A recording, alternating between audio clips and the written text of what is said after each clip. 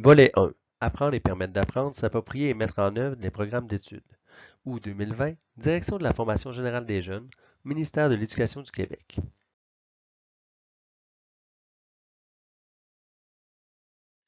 L'exercice de la profession enseignante implique de travailler avec des jeunes, de leur transmettre des valeurs positives et de contribuer à leur développement global, en aidant les jeunes à développer leurs compétences et à construire leur identité, en leur fournissant des outils nécessaires pour mieux réussir à l'école et dans leur vie présente et future.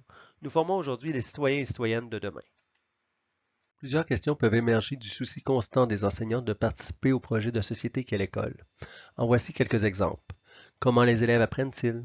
Quels sont les facteurs de réussite à l'école? Quels sont les apprentissages essentiels à privilégier? Pourquoi développer des compétences? Et d'autres tels que quelle est la place des savoir-faire et des connaissances dans le programme de formation de l'école québécoise? Quel est mon rôle dans le processus d'apprentissage de mes élèves? Comment puis-je outiller mes élèves pour qu'ils apprennent à apprendre? Et quel impact à long terme mon enseignement a-t-il sur mes élèves? Dans le présent volet de formation, nous explorerons les enjeux et les défis entourant ces interrogations. Le présent volet de formation s'inscrit dans une réflexion plus large sur l'apprentissage et l'enseignement. Il se veut un rappel des principes essentiels de l'apprentissage des élèves ainsi que des liens entre ces principes et les programmes d'études. Son contenu se situe dans la continuité des deux autres volets de la formation offerte par la Direction de la formation générale des jeunes, soit cerner les besoins des élèves pour réguler la planification de l'enseignement et la différenciation pédagogique à travers la flexibilité pédagogique, une réponse à l'hétérogénéité des groupes d'élèves. Le présent volet de formation est divisé en 6 capsules distinctes qui aborderont respectivement l'apprentissage au sens large, les apprentissages et les apprentissages essentiels, les compétences, que sont-elles et pourquoi les développer, les compétences, comment favoriser leur développement à long terme, les leviers pour former le citoyen de demain et les rôles des enseignants dans le processus d'apprentissage. Débutons par l'apprentissage au sens large. D'abord, qu'est-ce qu'apprendre et comment les élèves apprennent-ils? Apprendre est un processus continu de construction des savoirs dans lequel l'élève est activement engagé et dont il est le premier responsable. On trouve plusieurs mots-clés dans cette définition. D'abord, le mot processus. Notons qu'un processus est un cheminement et non une finalité. Le mot processus fait référence à une suite d'opérations mentales qui permettent à l'élève de transformer l'information et, par le fait même, de faire évoluer sa conception du monde. Apprendre implique donc un changement, lequel se produit chaque fois qu'une nouvelle information est intégrée par l'élève. Cette nouvelle information génère de nouveaux liens, soit un changement.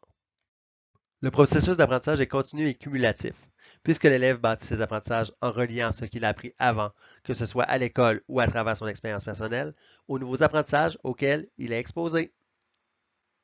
L'élève est au cœur de son apprentissage. En conséquence, il doit être activement engagé dans toutes les étapes de réalisation des activités d'apprentissage.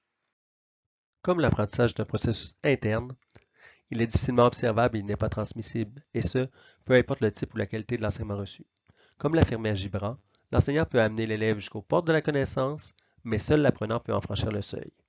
L'élève est ainsi responsable de l'atteinte des objectifs d'apprentissage.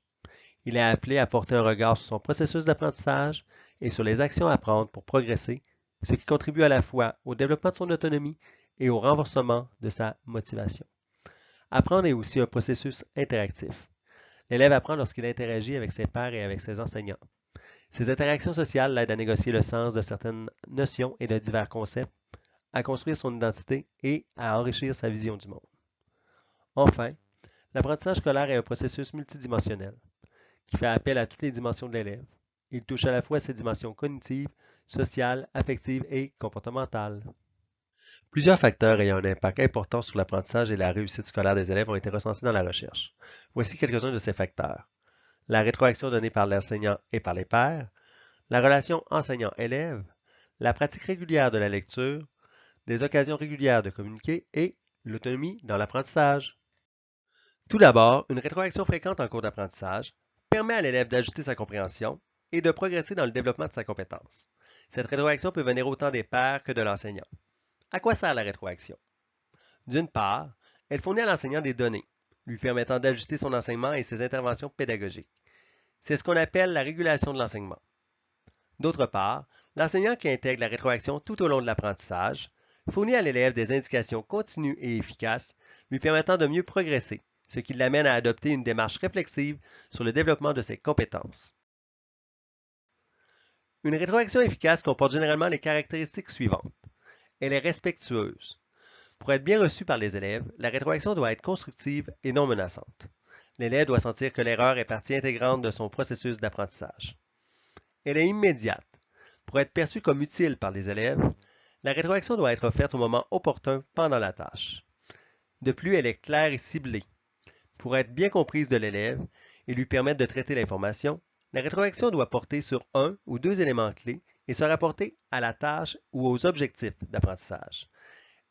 Elle doit porter aussi sur un comportement observable et modifiable. L'élève ne doit pas percevoir la rétroaction comme une finalité, mais plutôt comme une indication qui l'aidera à progresser, une possibilité de s'améliorer. La relation de confiance entre l'enseignant et l'élève est, elle aussi, très importante. Privilégier un climat de classe positif et des attentes claires envers les élèves favorise la réussite de tous. En effet, lorsque l'élève sent que son processus d'apprentissage est respecté par l'enseignant, il est à la fois à l'aise de poser des questions et disposé à recevoir une rétroaction objective. Encourager la lecture a également un effet important sur la réussite des élèves, puisque la compétence à lire est sollicitée dans toutes les disciplines. Aborder la lecture se fait à différents niveaux de complexité. Une lecture superficielle d'un texte ne s'attarde qu'au sens des mots et à l'information présentée, tandis qu'une lecture en profondeur amènera le lecteur à se questionner sur l'intention de l'auteur ou à tisser des liens avec ses expériences personnelles, par exemple. Il est donc aussi important d'enseigner le vocabulaire et les stratégies de compréhension que de pousser l'élève à se questionner sur ce qu'il lit et à aller plus loin que ce qui est écrit dans le texte. Préparer l'élève à la lecture en activant ses connaissances antérieures aura également un effet positif sur sa compréhension et sa capacité à tisser des liens. Il importe aussi de considérer les enjeux de la lecture dans la ou les disciplines enseignées. En effet, plusieurs textes lus à l'école présentent des particularités disciplinaires qui doivent être prises en compte dans l'enseignement de la lecture. Ces particularités peuvent notamment être liées à la nature des textes abordés, au type de discours ou encore aux intentions de lecture propres à chaque discipline. En plus de lire souvent, les élèves ont besoin d'avoir des occasions régulières de discuter de leurs apprentissages et de leurs idées dans divers contextes. Les salles de classe riches en discussion aident à construire un dialogue de qualité, une pensée critique, ainsi que les compétences de communication verbale dont les élèves auront besoin pour réussir au travail et dans la vie. Finalement, l'autonomie dans l'apprentissage ou apprentissage autorégulé a une incidence considérable sur la réussite scolaire. Selon Buis, Martineau et Legendre, en effet, l'élève qui en fait preuve parvient plus facilement à évaluer sa progression, à identifier ce qui lui pose des défis et, s'il n'est pas capable de trouver des solutions, à chercher de l'aide.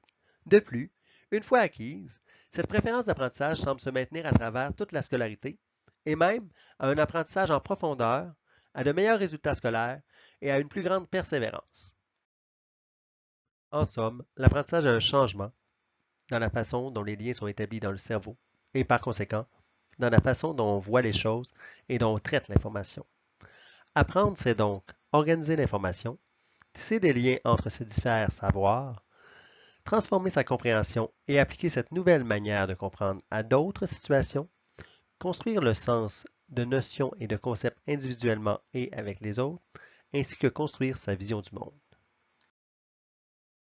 Apprendre implique également de prendre des risques, poursuivre un but, acquérir des connaissances, développer des savoir-faire, acquérir un répertoire de stratégies d'apprentissage et mobiliser des ressources. Ces différents aspects liés à l'apprentissage seront abordés dans les capsules suivantes.